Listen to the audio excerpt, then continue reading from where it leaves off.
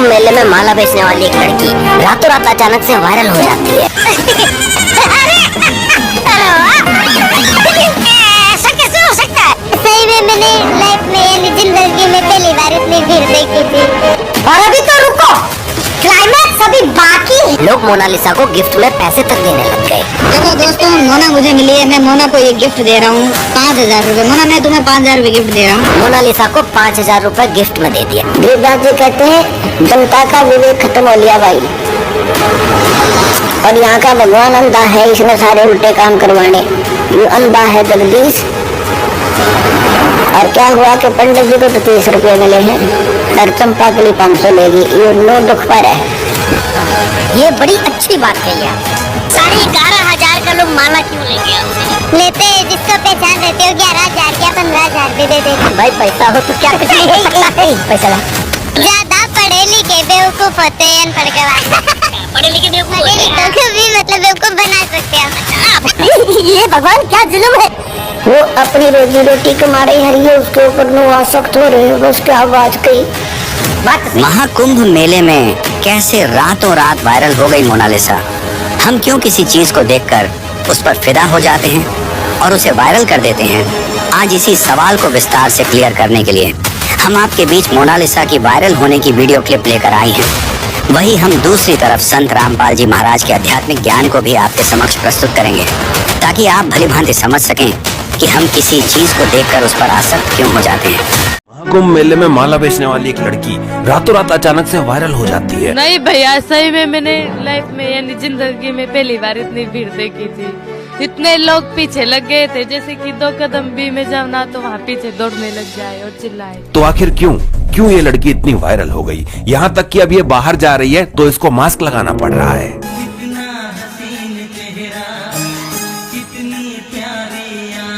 जी हाँ, वायरल होने का कारण है इसकी खूबसूरत आंखें।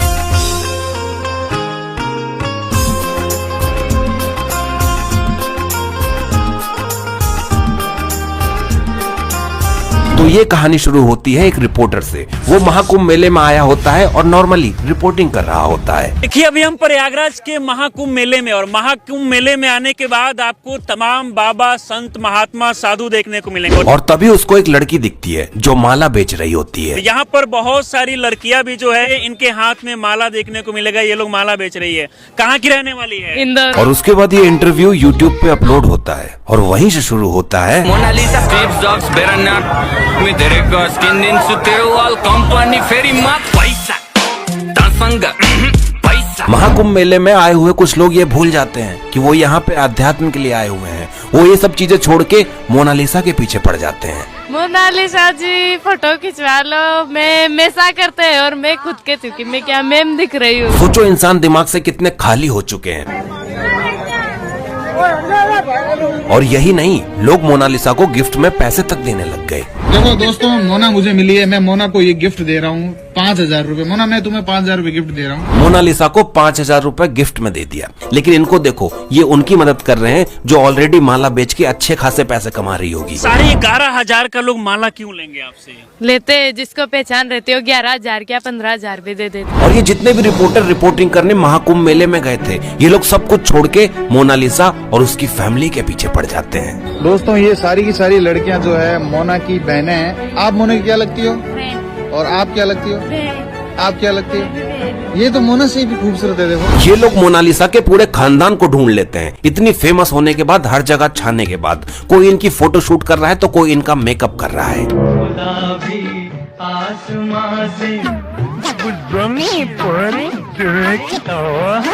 और आपको तो पता ही है, जब रातों रात किसी को फेम मिल जाता है तो उसका एटीट्यूड चेंज हो ही जाता है। मोनालिसा की तबीयत खराब हो चुकी है।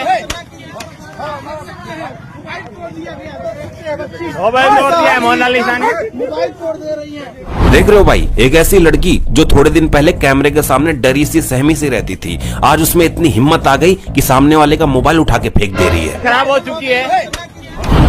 तो ये महाकुंभ में क्या क्या तस्वीरें देखने को मिल रही है। माला रुद्राक्ष लेते नहीं, बस मेरे को देख के चले जाते। अच्छा, मतलब लोग माला रुद्राक्ष नहीं लेते हैं, लेकिन बस आपको देखने के लिए आते हैं। हाँ, बहुत ज्यादा परेशान करते। यहाँ जब से आई तब से ये ऐसा कर रहे हैं मुझे। मेरे को लग रहा है कि लड़के को कोई ले जा रहे हैं, ऐसा लग रहा है। अच्छा, ऐसा लग रहा है। माला भी नहीं बेच पाती, बहुत परेशान लोग करते हैं इसको। अच्छा, क्यों परेशान करते हैं? इसकी आंखों को देख के। और भाई का भी आंख एकदम बहन जैसा ही दिख रहा है पूरा। नहीं, ऐसा कुदरती है। यहाँ कहता हमारे से ज्यादा अच्छी है। नहीं, हमको अच्छा नहीं लग रहा है। अभी आप वीडियो भी बनाती है क्या?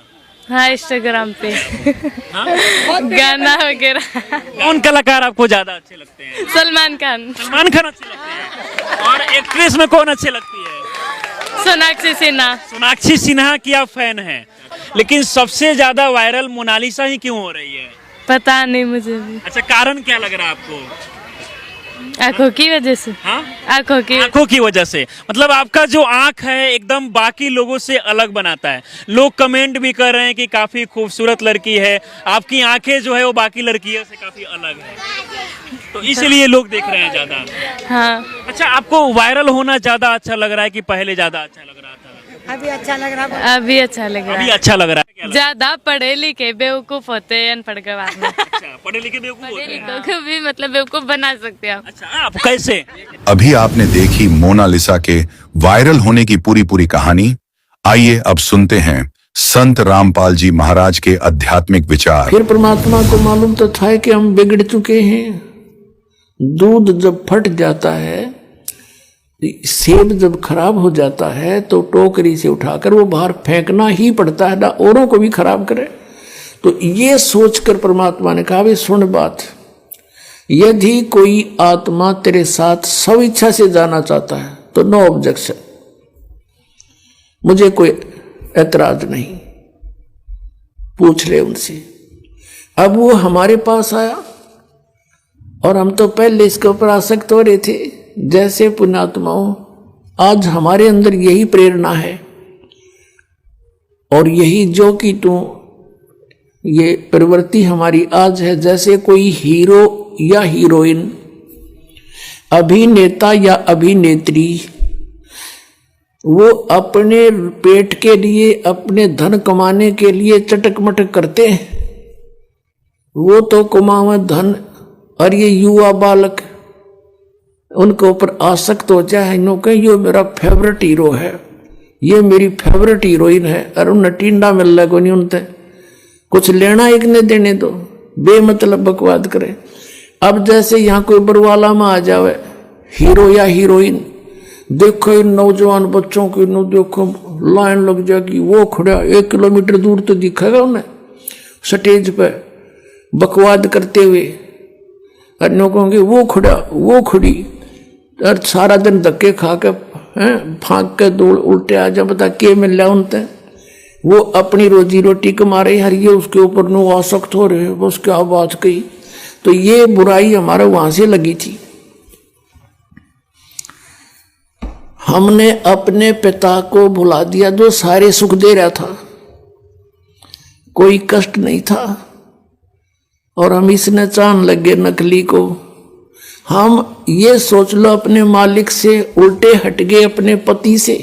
हम पति भर्ता पद से गिर गए और हमने यूं खत्म कर लिया ज्योत निरंजन,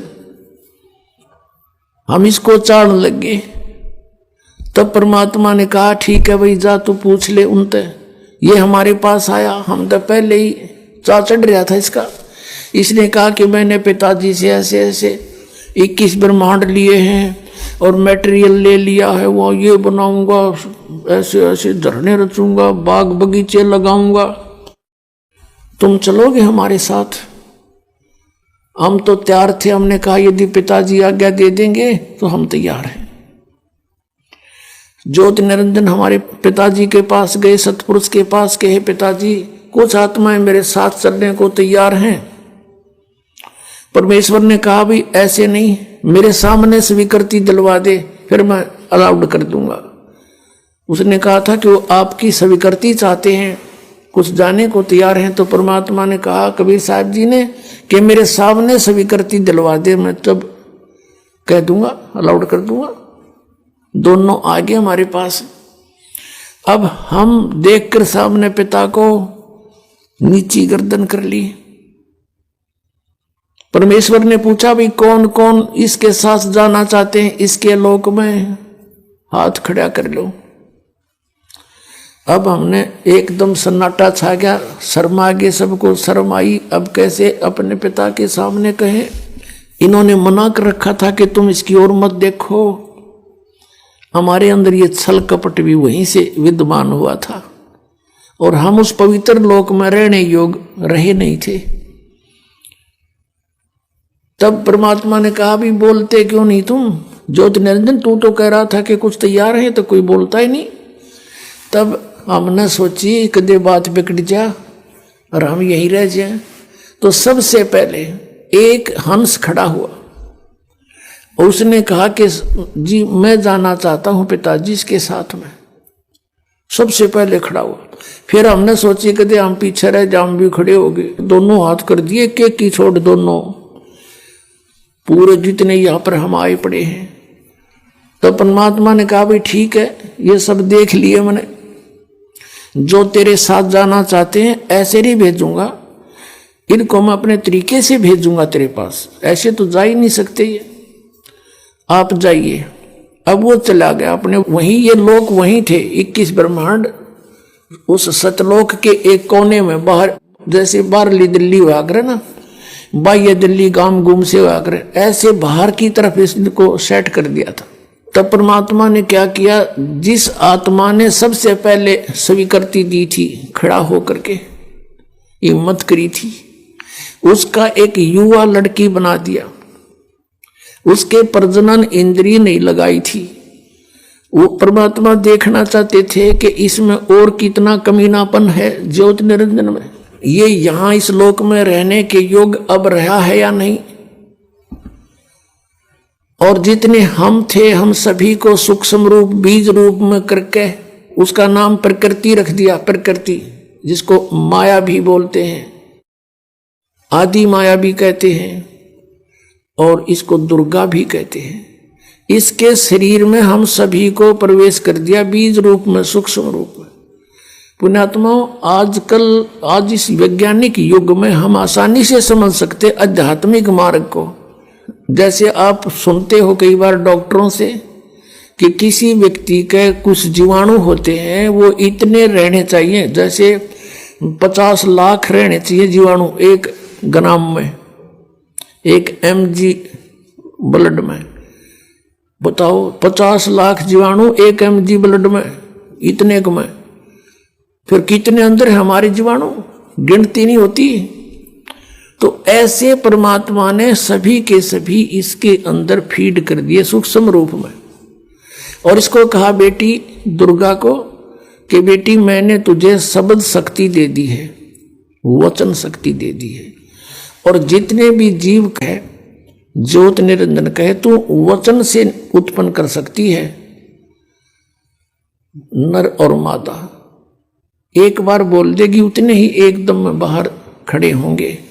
और अपने पुत्र सहजदास से कहा, जो सबसे पहले 16 उत्पन्न किए थे, उनमें से एक सहजदास है। उसे कहा कि जा अपनी बहन को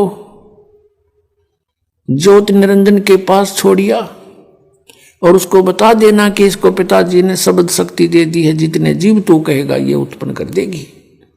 सहजदास ने जाके संदेशा सुना दिया, लड़की को वहां छोड़कर आ गया अपनी बहन को।